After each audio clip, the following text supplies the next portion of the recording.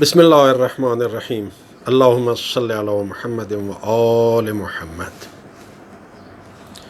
ماہ مبارک رمضان کے بارے میں عام طور پر یہ کہا جاتا ہے اور یہ سمجھا جاتا ہے کہ یہ مہینہ روزوں کا مہینہ ہے، یعنی اس مہینے کا دوسرا نام ہی کیا ہے؟ روزوں کا مہینہ۔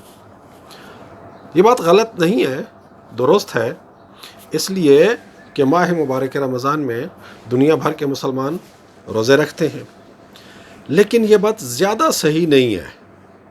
قرآن شریف میں اللہ تعالیٰ نے ماہ مبارک رمضان کا جو تعارف کرایا ہے وہ کچھ اور ہے۔ سورہ بقرہ کی آیت نمبر 185 میں اللہ تعالیٰ نے ماہ مبارک رمضان کا تعارف اس طرح سے کرایا ہے: شہر رمضان الذی انزل فیہ القرآن۔ رمضان کا مہینہ وہ مہینہ ہے جس میں قرآن نازل کیا گیا۔ ھدی للناس، یہ قرآن جو لوگوں کے لیے ہدایت ہے، وبینات من الہدی، ہدایت کی روشن نشانیوں پر مشتمل ہے، والفرقان، اور حق اور باطل کا فرق واضح کرنے والا پیمانہ ہے۔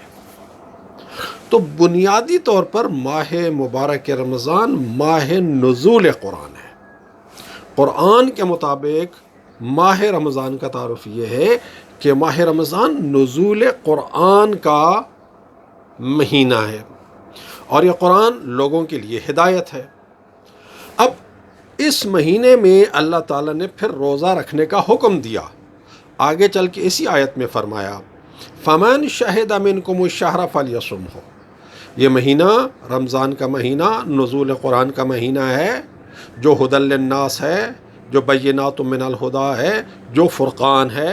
اس کے بعد فرمایا: فَمَنْ شَهِدَ مِنْكُمُ الشَّهْرَ فَلْيَصُمْهُ۔ جو شخص اس مہینے کو دیکھے، جو شخص اس مہینے میں موجود ہو، جو شخص اس مہینے کو پائے، وہ اس مہینے کے روزے رکھے۔ اب یہاں ایک بات سمجھنا بہت ضروری ہے کہ نزول قرآن کا اور روزوں کا آپس میں تعلق کیا ہے۔ اللہ تعالیٰ نے نزول قرآن کا ذکر کرنے کے بعد قرآن کا تعارف کراتے ہوئے فرمایا: ھدی للناس، یہ انسانوں کے لیے ہدایت ہے، انسانوں کے لیے ہدایت ہے۔ اب انسانوں کے لیے اللہ کی ہدایت کے مطابق عمل کرنے میں جو سب سے بڑی رکاوٹ ہوتی ہے، جو سب سے بڑی مشکل ہوتی ہے، وہ انسانوں کی اپنی خواہشات ہوتی ہیں، انسانوں کے اپنے رجحانات ہوتے ہیں، چاہے وہ سیاسی خواہشات ہوں، چاہے وہ معاشی خواہشات ہوں، چاہے وہ معاشرتی خواہشات ہوں، چاہے نفسانی خواہشات ہوں۔ انسان کی اپنی خواہشات وہ اللہ کی ہدایت پر عمل کرنے سے روکتی ہیں انسان کو۔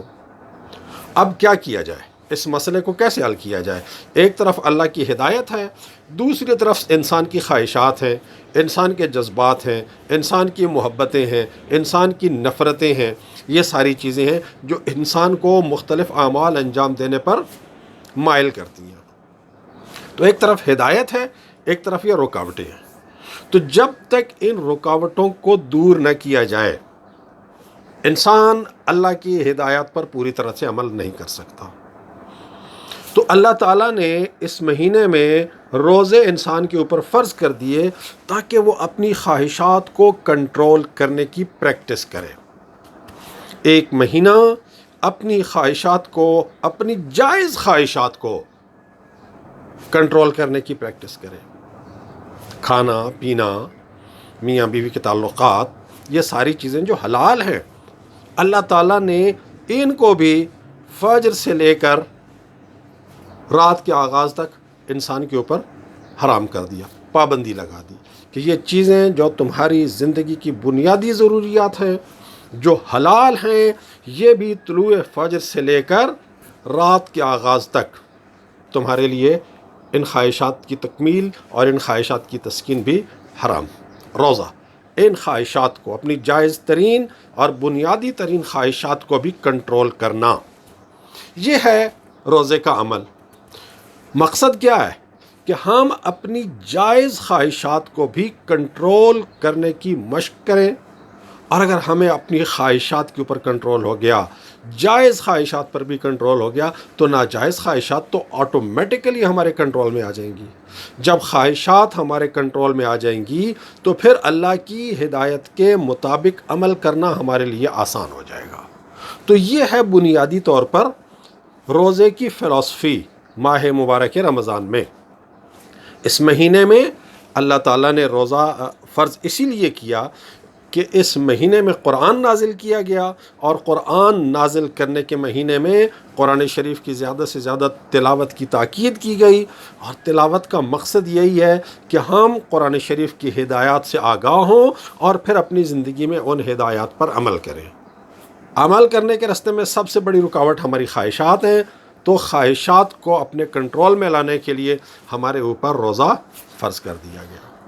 ماہ مبارک رمضان میں ایک روزہ دار مسلمان پانی بھی، چاہے اسے جتنی شدید پیاس لگی ہوئی ہو، وہ افطار سے پہلے پانی نہیں پیتا۔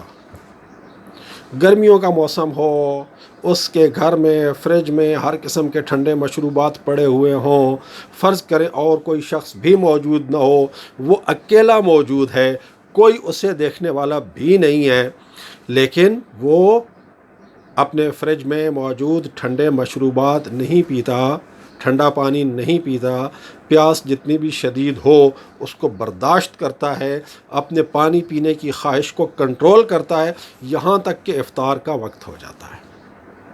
تو گویا اللہ تعالیٰ ماہ مبارک رمضان میں اپنی خواہشات کو کنٹرول میں لانے کی ایک ایسی پریکٹس کراتا ہے ہم سے کہ ہم ایک ایسے مسلمان بن جائیں جو پانی بھی اللہ کی مرضی سے پیتا ہے، جو پانی بھی اللہ کے حکم سے پیتا ہے۔ تو جو مسلمان اللہ کا ایسا فرمانبردار بندہ ہو جو پانی بھی اللہ کی مرضی سے پیتا ہے، جو پانی پینے میں بھی اللہ کے حکم کی پابندی کرتا ہے، تو کیا وہ کسی اور معاملے میں اللہ کے حکم کی وائلیشن کرے گا؟ سوال ہی پیدا نہیں ہوتا۔ تو بنیادی طور پہ ماہ مبارک رمضان کے روزوں کا مقصد یہ ہے کہ ہم ایسے مسلمان بن جائیں جو پانی بھی اللہ کی مرضی سے پیتے ہیں۔ جب پانی بھی اللہ کی مرضی سے پیتے ہیں تو پھر کوئی اور گناہ، کوئی اور ظلم، کوئی اور جرم کسی بھی نام پہ، کسی بھی عنوان پہ کرنے کا سوال ہی پیدا نہیں ہو سکتا۔ جو شخص پانی اللہ کی مرضی سے پیتا ہے، اللہ کے حکم سے پیتا ہے، اگر واقعی وہ روزے کی اس روح کو سمجھ لے کہ میں نے اپنے آپ کو ایسا بندہ بنانا ہے کہ جس نے اللہ کے احکامات کی اتنی دقت کے ساتھ، اتنی باریک بینی کے ساتھ پابندی کرنی ہے کہ پانی بھی اللہ کے حکم کے بغیر نہیں پینا، پھر ایسا مسلمان دودھ میں پانی ملائے گا؟ سوال ہی پیدا نہیں ہوتا۔ 2 نمبر دوائیاں بنا کے بیچے گا؟ سوال ہی پیدا نہیں ہوتا۔ ذخیرہ اندوزی کرے گا؟ سوال ہی پیدا نہیں ہوتا۔ کسی انسان کا حق غصب کرے گا؟ سوال ہی پیدا نہیں ہوتا۔ کسی انسان پر ظلم کرے گا؟ سوال ہی پیدا نہیں ہوتا۔ تو جو شخص پانی بھی اللہ کی مرضی سے پیتا ہو وہ دوسرے گناہوں کو کیسے انجام دے سکتا ہے؟ اور اگر کوئی معاشرہ ایسا معاشرہ بن جائے، اگر مسلمانوں کا کوئی معاشرہ واقعی ایسا معاشرہ بن جائے کہ جس میں ہر مسلمان پانی بھی اللہ کے حکم کے مطابق پیتا ہو، تو اس معاشرے سے ظلم ختم ہو جائے گا، اس معاشرے سے جرائم ختم ہو جائیں گے، اس معاشرے سے گناہ ختم ہو جائیں گے، اس معاشرے میں کسی انسان کا کوئی حق ضائع نہیں ہوگا، انسانوں کے تمام بنیادی حقوق مکمل طور پر محفوظ رہیں گے۔ ایک ایسا معاشرہ بنانا یہ ماہ مبارک رمضان کے روزوں کا مقصد ہے۔